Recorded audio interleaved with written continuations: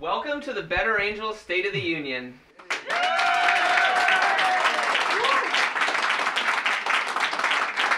coming at you live from just outside the nation's capital. We've got over 60 Better Angels members from right here in the DC area. We've got hundreds watching from living rooms and just like this one. And we've got thousands watching online. That's right. I'm John Wood Jr. And I'm Kieran O'Connor. And we are here for an extraordinary moment, an extraordinary event. But first, tell them a little bit about Better Angels, Kieran. So together we are Better Angels. We are a citizens movement of conservatives and liberals, reds and blues, and everything else in between. Tonight we are here to take a stand against polarization and forge a new path for America. One that builds on what unites us, not what divides us. We come from different backgrounds and different walks of life. And yes, we do have strong disagreements. But we're here tonight because we believe in our common humanity. And we know that when we come together to talk, to listen, to understand one another, we can solve our biggest problems. And we can live up to the highest ideals of our American experiment. That's right. So John, why have a State of the Union? It's a good question, but there's a simple answer. For too long, the predominating voices in our political culture have told us that there is more that divides us on account of our being Republicans and Democrats, conservatives and liberals, or reds and blues, like we say in Better Angels, and less that unites us on the virtue of our simply being Americans. But we are here to say that we fundamentally disagree with that. It is not true. We are one people with a common heritage in spite of our varied backgrounds, with common values that lie beneath the surface of our disagreements, with a common interest and a common obligation to treat each other with dignity and respect. And if we remember these things, then we can set a path for America to become a more gracious society. That's what we're here to do tonight, to set an example and to give a vision of what could be in America if we were to live up to the better angels of our nature. Kieran. Indeed. So we've got a great show for you guys here tonight. We've got a couple red-blue pairs that we're going to bring up to tell their Better Angels stories. We're going to show some videos that highlight the work of Better Angels, including Better Angels debates. We're going to go live to a few of our other watch parties across the country. And at 9 p.m. Eastern, David Blankenhorn, the head of Better Angels, is going to come up and deliver the official and first ever Better Angels State of the Union address. That's right. So we're going to start off with our first red and blue pair. A very special couple of people. They're not here with us tonight, but they're joining us by video with a video message. The first is Mr. Richard Lynch. Mr. Richard Lynch. Now, Richard Lynch is a singer, a member of the Country Music Hall of Fame, and a conservative Republican.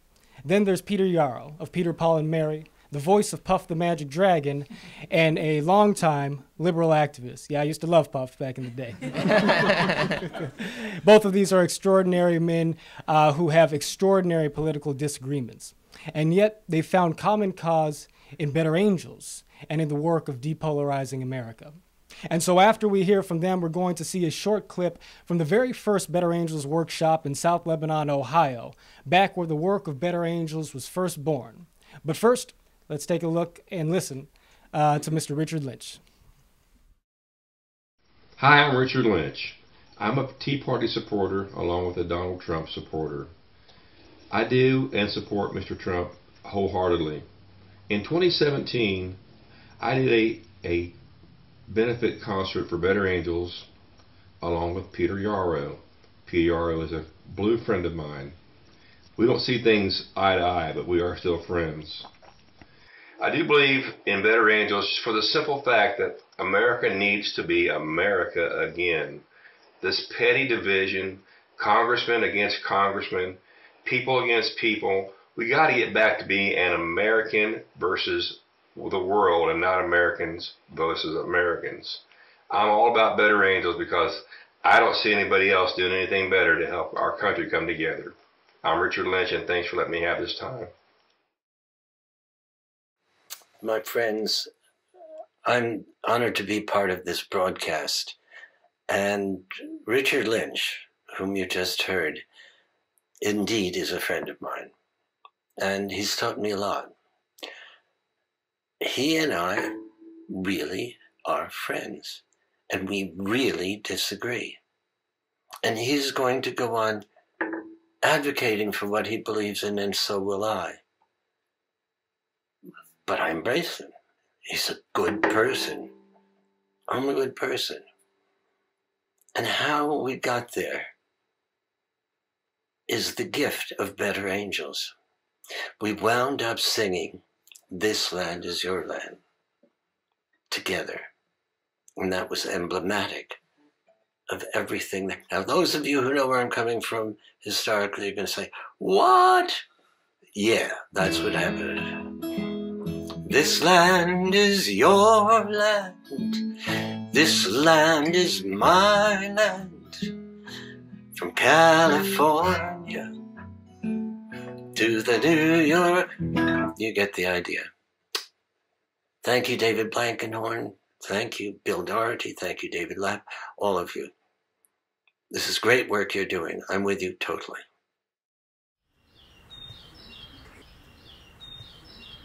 This part of Ohio is southwestern Ohio, and it's in between the metro area of Cincinnati and Dayton. So there's a lot of rural and suburban areas, depending on what part of the county you're in. Factories have been closing down left and right, so I've seen a lot of forced retirements, a lot of forced layoffs. Once some people get through the layoffs, sometimes they are able to come back. A lot of times they weren't. I've had the door slammed in my face. I've had people say very rude things about Obama and ask if I voted for him. And some people would say, hey, you're not going to lie to me, go ahead and put your sign in the yard. And other people would say, get out of here because you're a Democrat. I love Don Trump. A lot of people don't. And I think it's not his personality. He's a man that has given his life for his country, if you think about it. And that's why I love him. But the biggest challenge is getting that sort of a message across of who he really is. In my opinion, if you voted for Trump, then you're taking on all of the things that he and his supporters are for, and I think you're racist, and I don't want to be involved in that. Sometimes to speak to an atheist or a person that's not conservative, have the same beliefs as me, a person of a different color, it's sometimes I want to talk to them, but I'll tell you, I'll be honest with you. Right now, I kind of feel afraid to open my mouth. I'm afraid that if this vitriol and this animosity continues to grow, it might give certain groups a blanket check to touch upon violence. There are nice people who do nice things, and I don't know how we get back to that. What you just saw were excerpts from interviews done prior to a 3-day gathering of 7 Republicans and 8 Democrats in the small Rust Belt town of Lebanon, Ohio. Their comments revealed their anxieties and concerns about their coming meeting with folks who voted differently from them. After 2.5 days of skillfully guided and very dynamic exchanges, a group statement was read by David Blankenhorn, one of the leaders of the gathering, that summarized what had taken place. We are 15 residents of Southwest Ohio. Politically, 7 of us are conservative in our philosophy, typically voting for Republican over Democratic candidates and supportive of President Donald Trump and his administration, while 8 of us are liberal in our philosophy, typically voting for Democratic over Republican candidates and critical of President Trump and his administration. A number of us on both sides began our meeting believing that the other side could not be dealt with on the basis of rational thought. We say unanimously that our experience of talking with, rather than simply at or about each other, caused us to abandon that belief. After the meeting was over, this is what the participants had to say about what they experienced. The way this weekend affected me is I showed emotions I kept hidden for a long time. This is the first time I've cried in a couple years, actually. So it brought some emotions out of me that I was afraid to show. I did end up liking them as people, and even the one that came in and was saying he's arch conservative and Trump is his guy, we joked, and it was a genuine laugh that we had with each other. And so I think talking really is not underrated. If more people had this experience, I think maybe our country could come back together and pull together as one and learn to share and understand it's okay to have opposing ideas. It's okay to be different. We are still human. We still love one another. It smashes a lot of the stereotype of what one group or another group is supposed to be. And I have permission to call him my Muslim friend, okay? Because we are friends. So anyway, we're going to lay the groundwork, he and I, and we're going to lay the groundwork. And one thing that we're going to do, representing what we just came from, is he's going to attend a church with me, a Christian church. And I'm going to go visit a mosque with him. And we're going to see what each other are doing. Nice, nice. We talked to people this weekend. I was very, very impressed with the dynamics of that.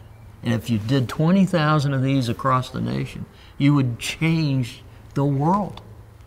I truly believe that, because people are talking to people. America has been around for a couple hundred years or so, even more, and these challenges at some form always existed, and American people have always been able to solve these problems. And I mean, this is not, we are going into an uncharted territory. This is not our first presidential election. This is not our first controversial campaign. This thing should go on and on and on. This what we just did this weekend should not stop. This should go on to the next county, to the next state, to the city, and back out into the country and down every highway. Schaeffer, I'm a lifelong blue independent. I'm Jill Cook, I'm a lifelong Republican. And Jill and I co-chair the Fairfax County, Virginia Better Angels Alliance. We're really here tonight to talk about why Better Angels is important to us. And from my perspective, it's really about relationships. It's always been a priority for me to engage and know my neighbors. And I've lived in many cities, both in this country and abroad. And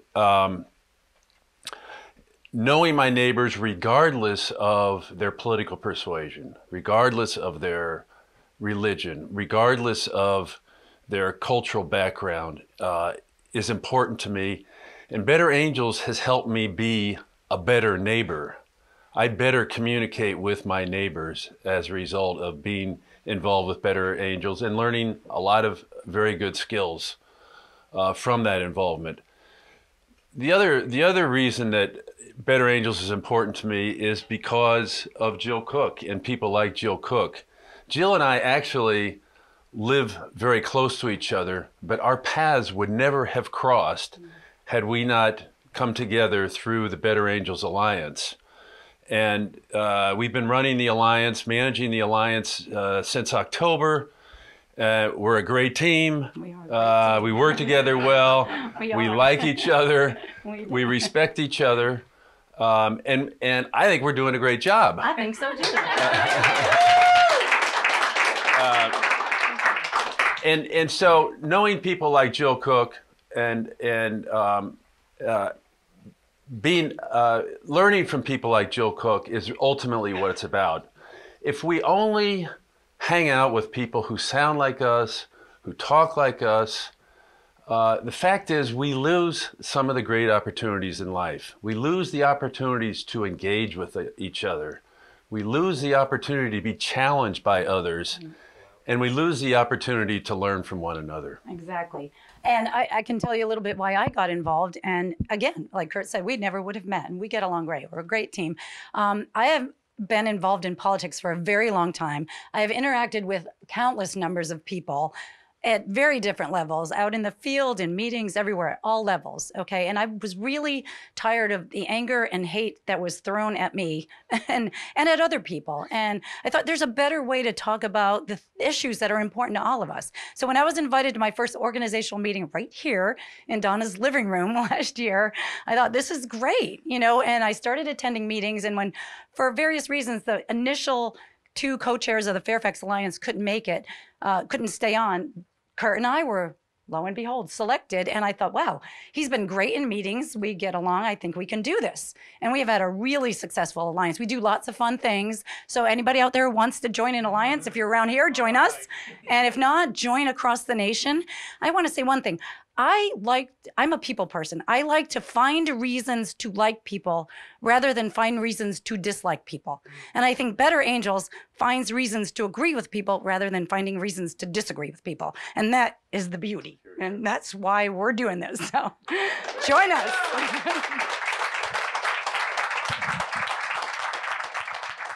I'm here with April LAWSON, the creator and director of Better Angels Debates. So April, most people who know about Better Angels probably know about our signature Red Blue workshop, but they might not know about Better Angels Debates. Can you say a bit more about what's in store in 2019? Absolutely. Thank you, Karen. It's so great to be here. I have loved Better Angels since the first time I interacted with it. That was actually in the spring of 2016. I met David Blankenhorn, and then there was a bus tour, and I got to go on that, and that's probably where a lot of the people who are watching this video where we met you. And then I found out we were thinking of expanding into debates. And that was really exciting because I've done pretty much every kind of debate you can think of in high school and college and after that. And there's one kind that I found in college that I think is really powerful and really aligned with the Better Angels spirit.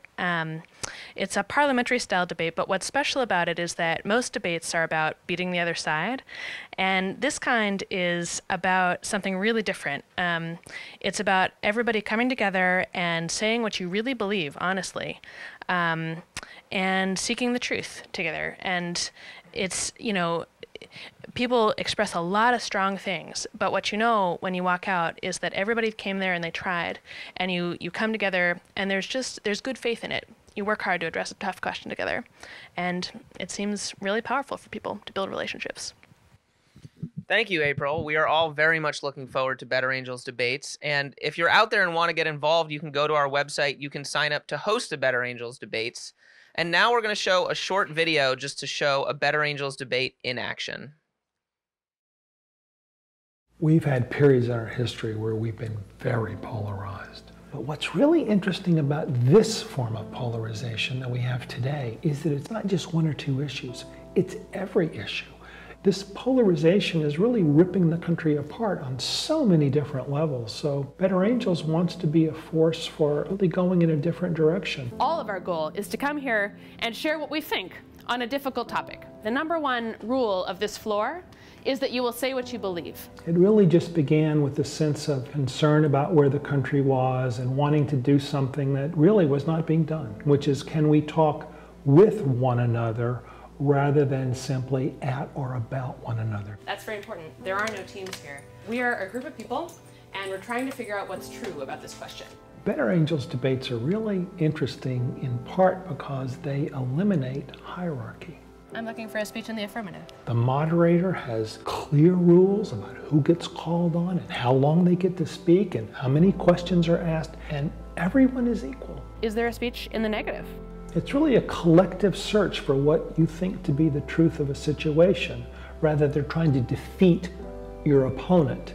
Everybody walks in, contributes what they have to contribute, and the group sort of thinks together, and you can express pretty differing opinions, but ultimately you know everybody's there trying to figure out the answer to a tough question. It's beautiful to see because people have different experiences, different capacities, and everybody has their thing to contribute to making it work. Patriotism in the extreme is the willingness of the individual to sacrifice. And it has nothing, in my mind, to do with patriotism. It's important to keep these conversations going, to not get trapped in your ideology. Now I can see and appreciate how people associate nationalism with patriotism, which was not something that I did before. We should not talk about markets, but the real social consequence of expanding the state. But we can do it as a matter of philanthropy. We can do it because it's our choice. This is not just a human right for the people who can afford it.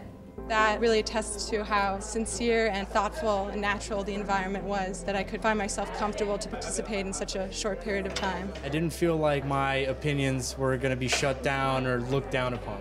There was so much genuine interest in what everyone had to say. I thought that was powerful. You really have to dig deep and hear other people's personal experiences as well. I enjoyed how much it showed that, yeah, at the end of the day, no matter how opposing the opinions are, there's just so many things that fall under common ground that we can all agree on. It's we the people. It's up to us as citizens to lead our nation together. We don't have to wait for some high-up person to make the decisions for us. One of the wonderful things about this is that with training, anyone can do this. We're finding that these debates are really popular with high school and college students, and also with adults in communities around the country. It's meeting a need. It's meeting a need that people feel, to express themselves and know what they think about the issues that really concern them, and form better relationships with one another, including the people who don't agree. I'm surprised that everyone was very mature about this. Yeah. Better Angels exists to bring people together to rebuild trust, to rebuild the civic fabric so that we can be one country again.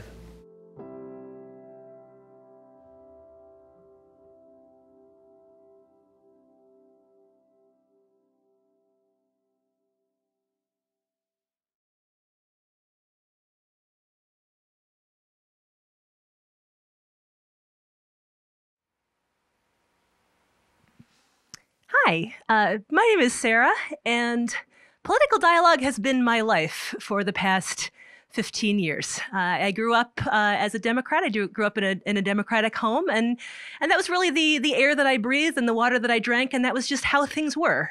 We had that perspective, and you know, that to me was just normal, natural, and what I understood. And then when I was an adult in 2004, I unexpectedly fell in love with someone who was a Republican and believed things that were very different than what I had been raised to believe. And it rocked my world. I did not know what to do with this. How could I love somebody who believed things that were so different? How could he be a good person if he thought things that were so different than what I had been taught was right and true and the way things were? It was really, really hard. And we spent hours. We would sit on the couch and talk about things. And I would think that we would get up from the couch at the end of the evening and we would not be a couple anymore. But somehow we would get through it and we would still be a couple and we would still love each other at the end of that. And we've done that ever since. And we've been married now for 14 years. We have 3 kids. And we are better people, stronger people, because of what we've been through, because of the way in which we have come to understand that we can believe different things, but share the same values, share the same idea of what it means to be a good person, and we can raise a family together. And I really believe that what we have found in our marriage is what our country needs, and that our country can do that. We can go through these hard conversations and we can come out on the other end loving and respecting each other and building something together.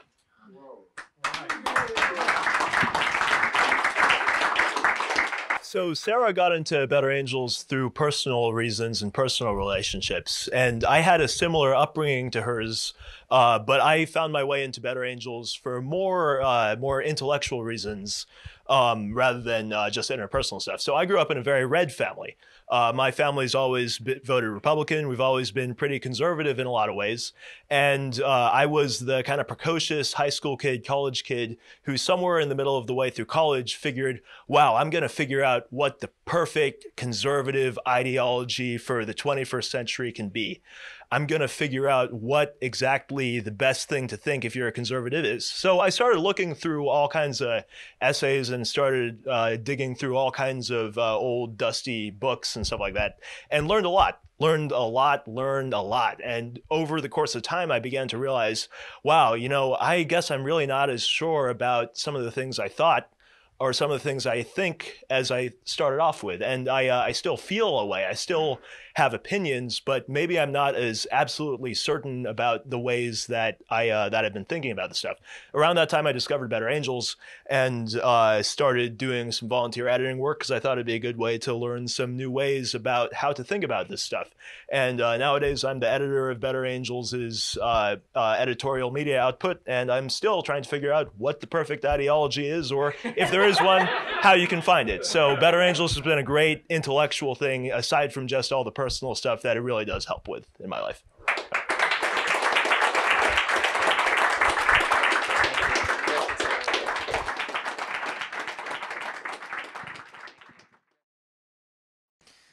It's pretty amazing how many friendships come out of Better Angels. Yeah, you're not lying. Kind of like us. Yeah, you and I are a pretty good example. Yeah. I mean, seriously. I mean, I was look, for those who don't know, I was a vice chairman of the Republican Party of Los Angeles County. I was a Republican nominee for Congress before that. And I worked for the Obama campaign. I worked for the Hillary campaign, which was really great until it ended. And yeah. And then after the 2016 campaign, I got linked up with John through Better Angels. We started working together. We now live in LA together. We host a podcast together, which you can check out on our website. And now we're here before you today. Depolarizing America. Yes, sir. So we're going to invite David up in just a couple minutes to deliver the State of the Union. But first, we wanted to go live to a couple of our other house parties around the country. Oh, neat. Who we got? Who we got first? Go for it. Hello from New York. I'm from North Carolina. Howdy from Austin, Texas. There, I mean, we have people watching right now in offices and auditoriums and living rooms across the country.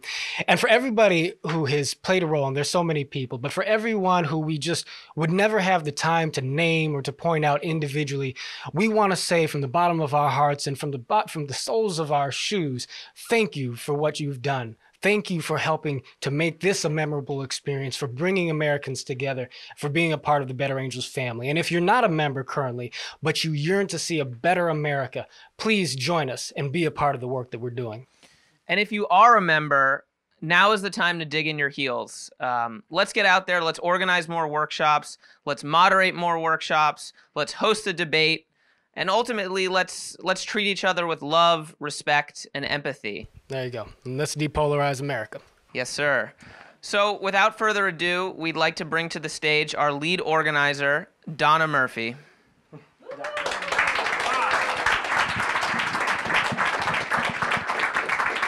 Thank you. Do you like my t-shirt? Go to our website and click on shop. All right, yes. Click on shop at the top, and you can purchase t-shirts, sweatshirts, and other items with the Better Angels logo on it and help to spread the message. I am Donna Murphy, lead organizer of Better Angels, and it is my pleasure to welcome you to my home.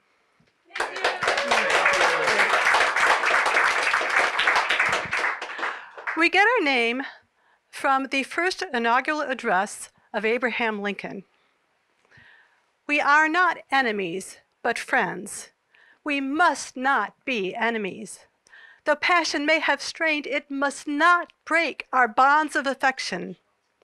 The mystic chords of memory will yet swell the chorus of the Union when again touched, as surely they will be, by the better angels of our nature.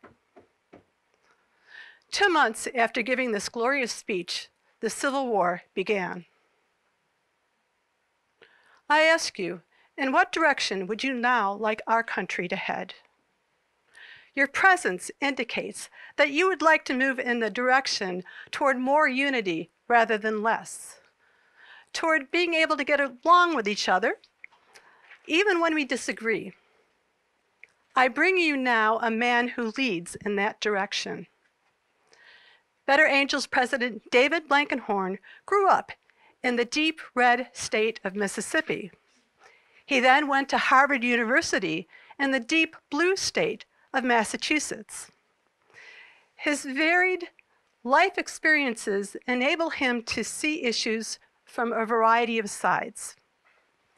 David loves our country, and he sees that polarization is tearing us apart. He would like to bring us back together again. Ladies and gentlemen, David Blankenhorn.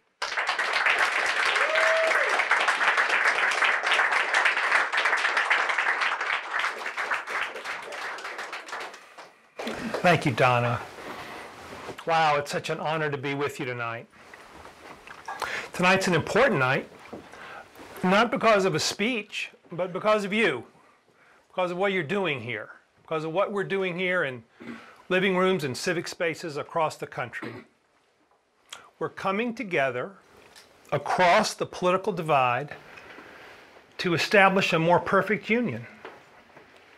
Our union, what brings us together. It shouldn't be particularly unusual for Americans to do this. It shouldn't be unusual, particularly at this time of year, when our Constitution calls upon our elected officials to report to us about the state of our union. But it is an unusual thing to do. What we're doing tonight is a rare and unusual thing. And I think that's why it's an important night. History is not going to remember this speech.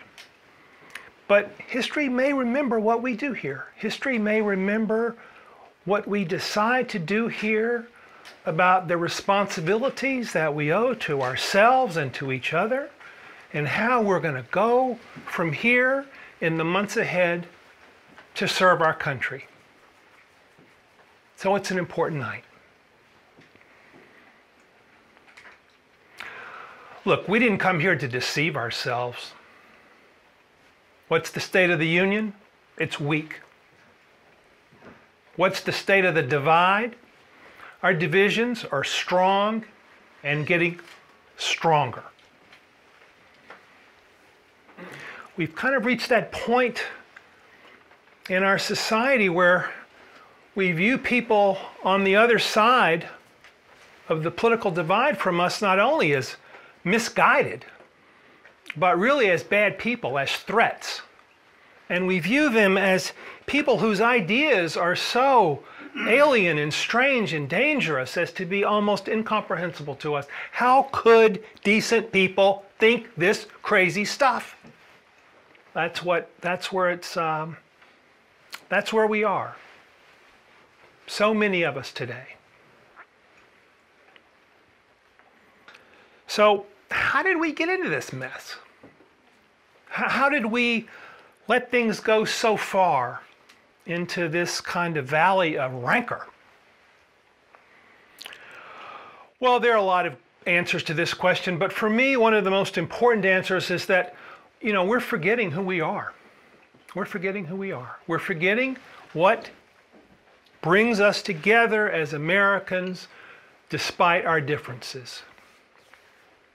So what is it that we're forgetting? What is it that unites us? What is this common American identity? I don't have to make up any new sentences to tell you this. I just want to say some words to you that should be very familiar. They're from some of our most important and eloquent statements and poems and anthems about who we are as Americans. You'll recognize these.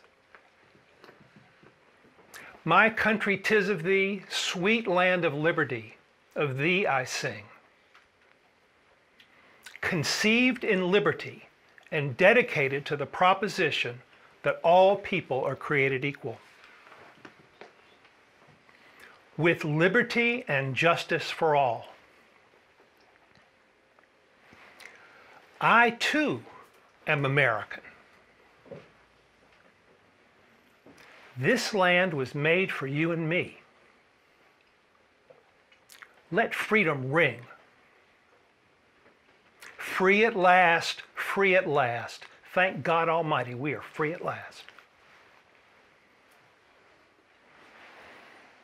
Now, when I hear these words, besides sending a tingle up my spine, it tells me that we are a free people who care for one another. A free people who care for one another. Freedom because that's the American birthright. That's the founding idea. That's what the founders bequeathed us. That's why the Constitution says that one of the most important purposes of the government is to secure the blessings of liberty, to live a life that is free. That's why people still, from all over the world, want to come here. The idea of freedom. Care for one another. Have mutual respect, have empathy, look out for the other person. Caring for one another in a form of civic friendship that is bigger than political differences. And why? Partly because we humans are kind of hardwired to want to connect to others, and partly because we know as Americans that if we don't, the project falls apart. Freedom itself becomes not, it doesn't work.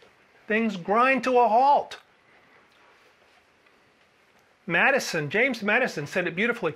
He said in the Federalist Papers, he said, self-government requires a higher level of virtue in the citizens than any other form of government. So,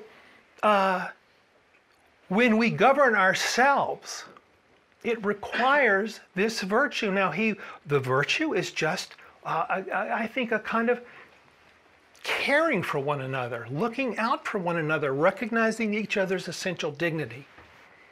We use the word civility a lot in this work.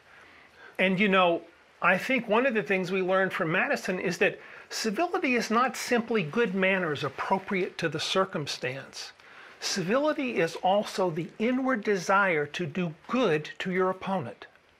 That's the virtue he was talking about, and without which our project in ordered liberty is at risk.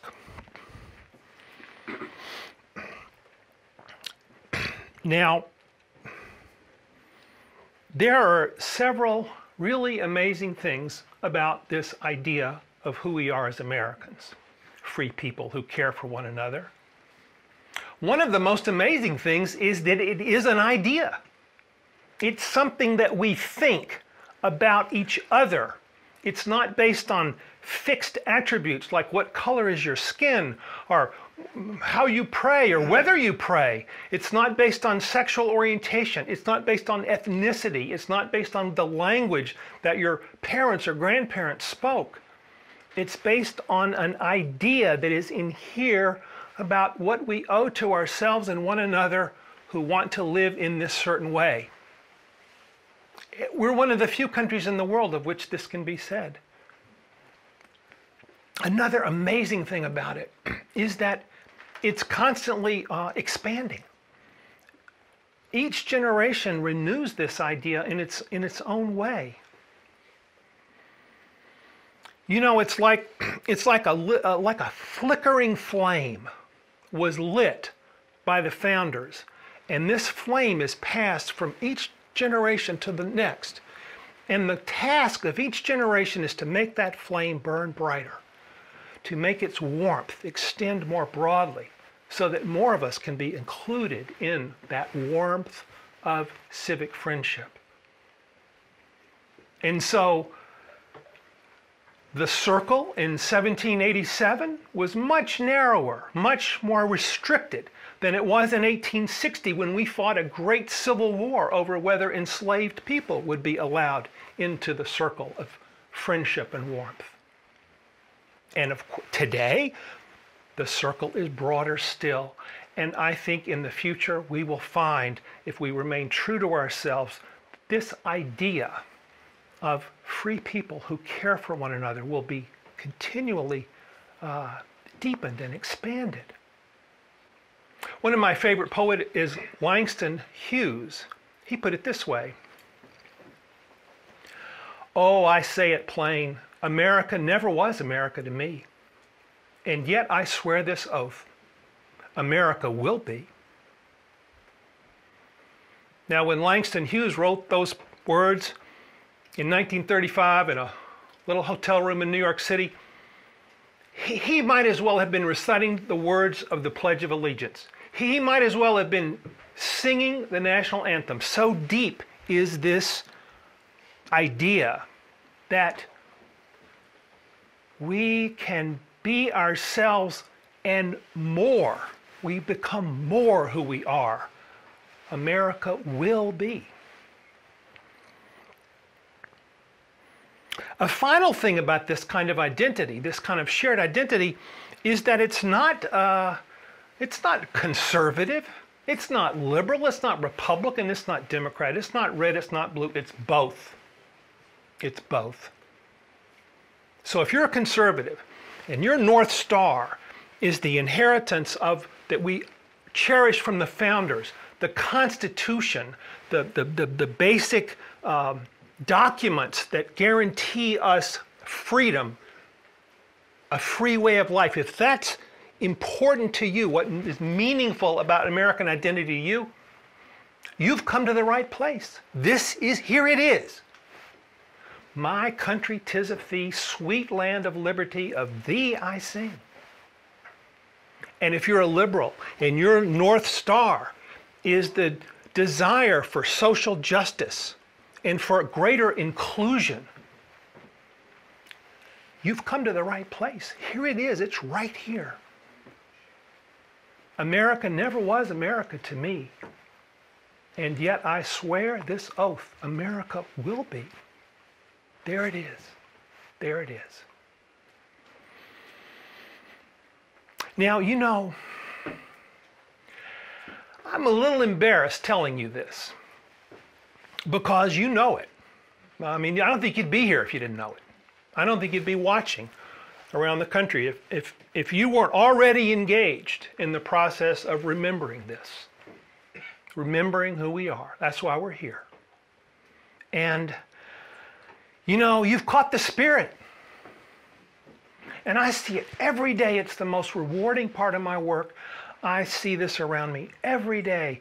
It's like, the way I think about it is like I'm standing on a corner and there's just this wind.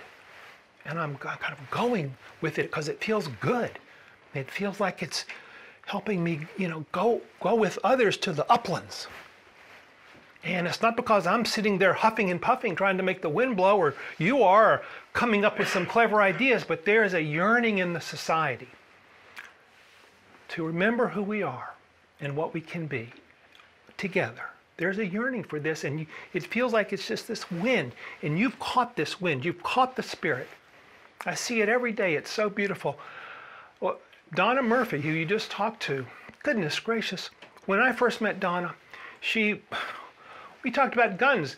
Donna hates guns. She thinks guns are terrible. She thinks the country would be much better off without guns. And she wants gun control. And so I'm a Southerner, I grew up with guns. I was just kind of joshing with her. I said, oh, Donna, maybe you should go to a gun shop or two and talk to people there about what they think about guns. It might give you a new perspective. I was just messing around. It's what she did.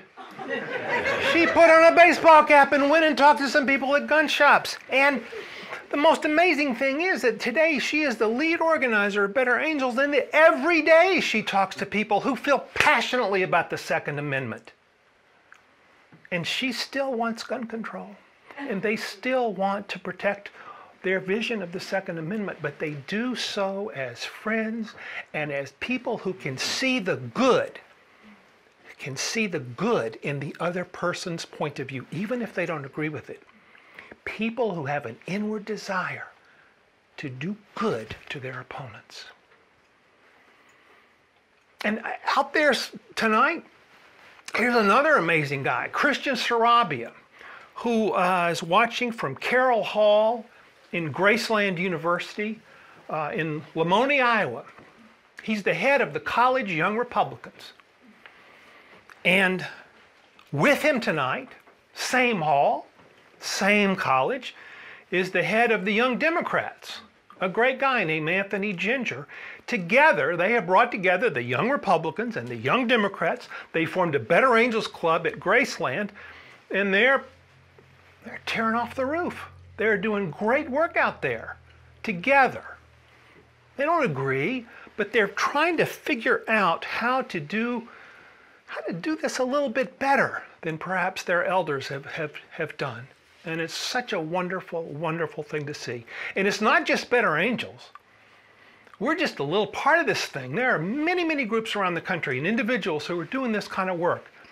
So, you know, a shout out tonight to Pierce Godwin, who started a group called National Conversation Project, which is becoming a kind of umbrella for all the organizations that are involved in this. And that umbrella is covering more and more individuals and organizations every day.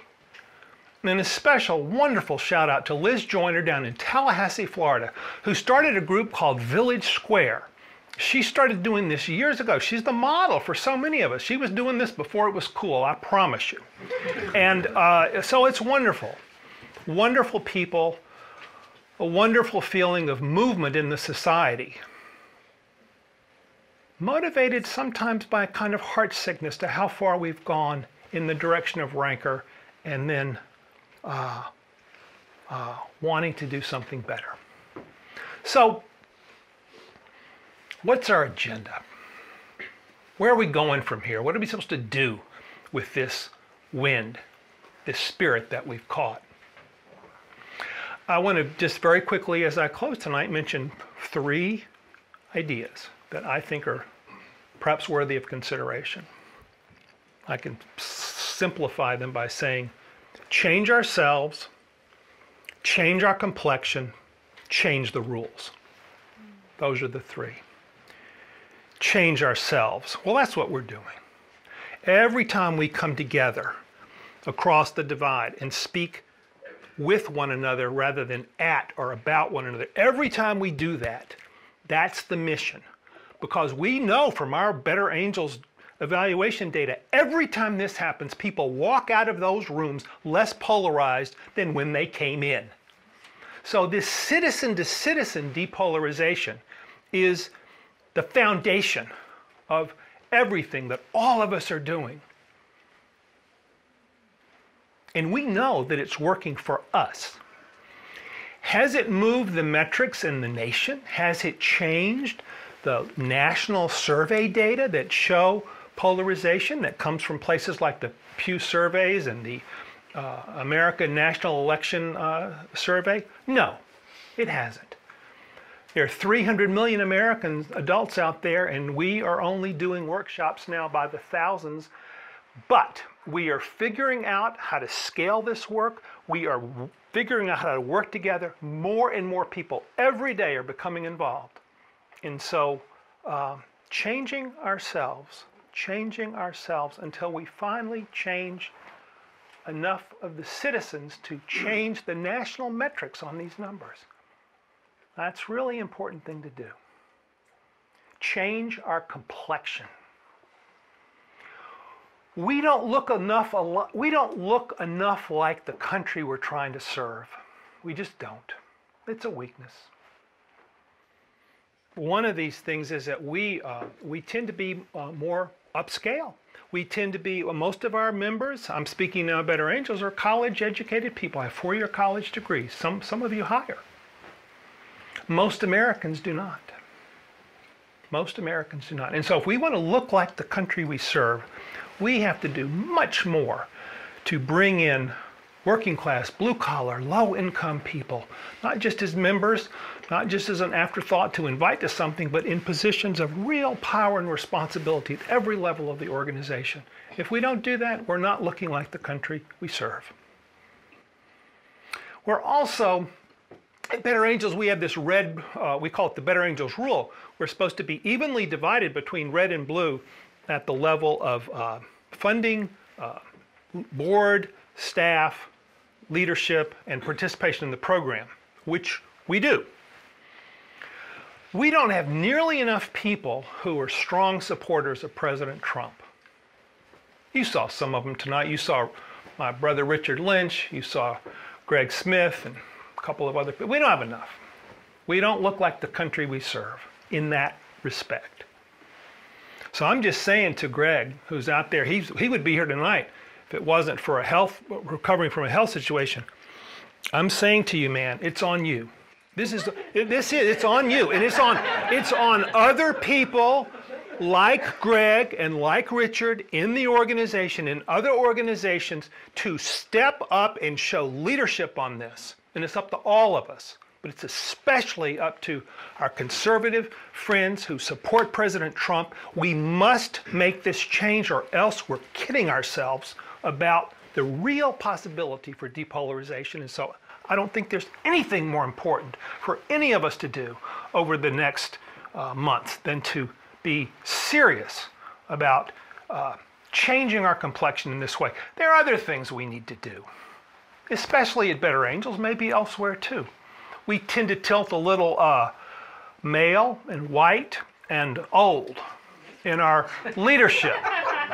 It's very lucky that I don't fit any of those categories, but we do, and it's something we need to work on. Change the rules. I'm really grateful to Brian Benson, who I think is here tonight, and Mark Beckwith. Brian's a big conservative, Mark's a big liberal, and they came up with this idea when we were talking about this very talk tonight. They said, we need to change the rules of the conversation. Change the rules of the conversation, not just for us internally as Better Angels, but for the institutions of society. And so if you think about, for example, Congress, 50 years ago, most Congress people, members of Congress, spent most of their time talking to one another to legislate, both within their party and across party lines. New studies show that members of Congress now spend only about 10% of their time actually legislating.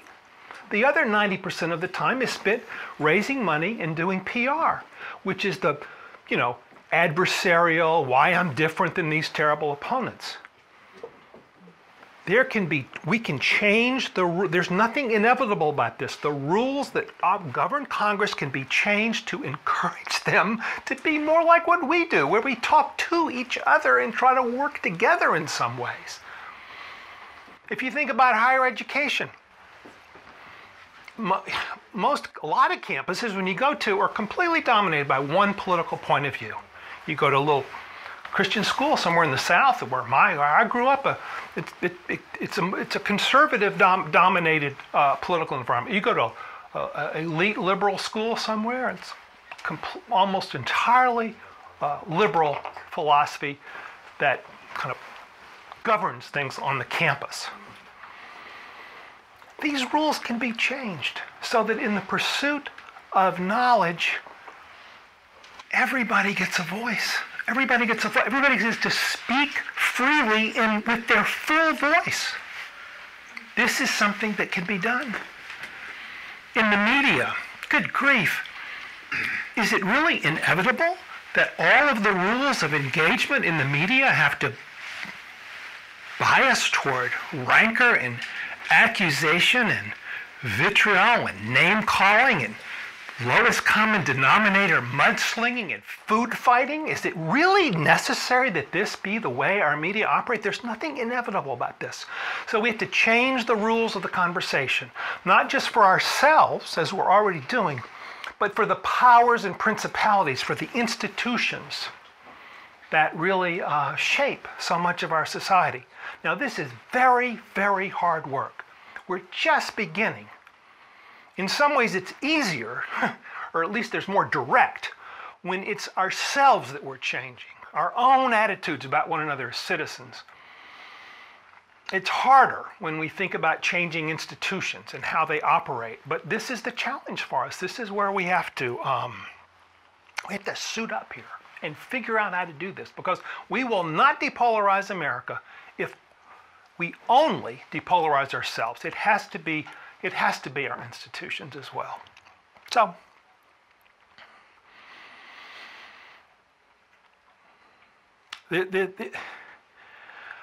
my friends, now is our time. Now's our time. Now's our time to remember who we are.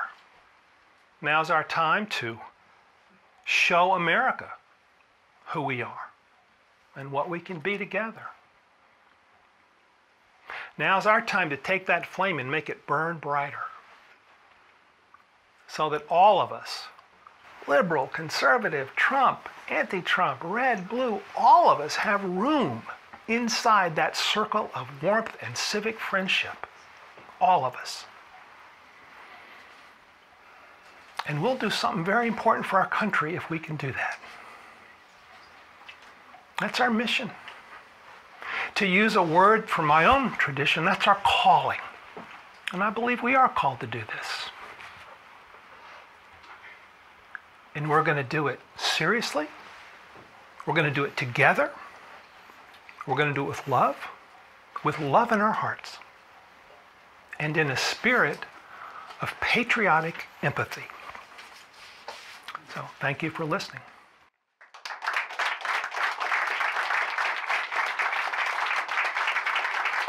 Thank you.